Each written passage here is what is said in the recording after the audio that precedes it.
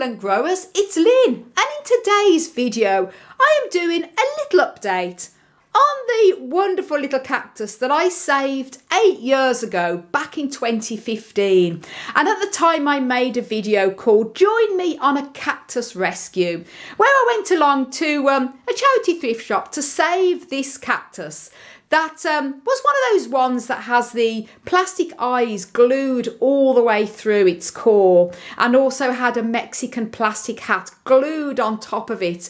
And in the video I showed you the rescue from getting this cactus to actually cutting or having to do an emergency cut off the top of it to remove the glued on Mexican hat because it was impossible to remove. And also the plastic eyes were pinned right through the cactus.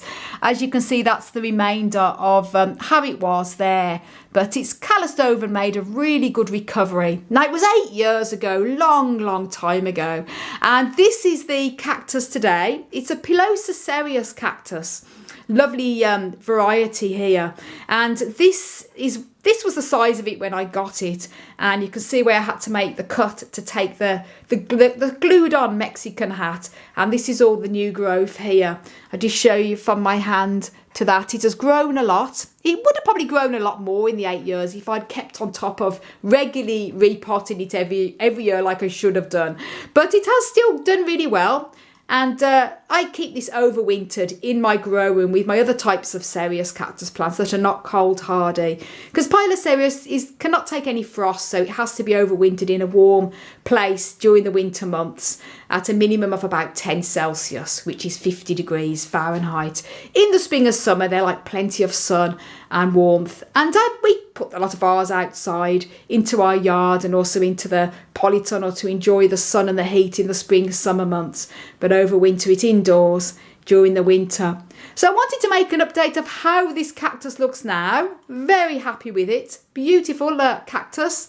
And do go and check that video out if you haven't seen it. As I say, it was 8 years ago, but you'll see, you know, how I rescued this cactus and what it looks like now from then.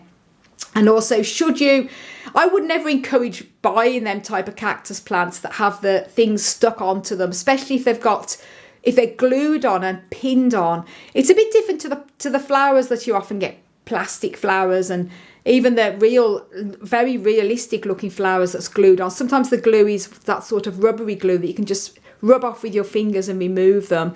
But this poor cactus had the hat glued on, and the eyes, plastic eyes that looked ridiculous, were pinned right through. And when I took them out, it was right through the core of the cactus. But it's healed over and recovered. So if you happen to be gifted, you may not buy one of them cactus plants yourself with all the things stuck onto them, but I know a lot of people said they were gifted them at Christmas and birthdays and other times of year, and they don't want to say to the person who gave it them, "Oh, I don't want it with all things stuck on it," and they're asking for advice on how they can remove it. So do check the video I made on joining me on a cactus rescue, and it might give you some tips on how to sort of safely save your cactus plant if you get given one of these cactus plants with things stuck on them, like fake goggly eyes and hats and all the other things. You particularly see them around the Christmas time, I always find, with the Santa hat stuck on and the beard stuck on. And they often have a pin going all the way through as well. So they can be saved if you're careful. This is a perfect example here.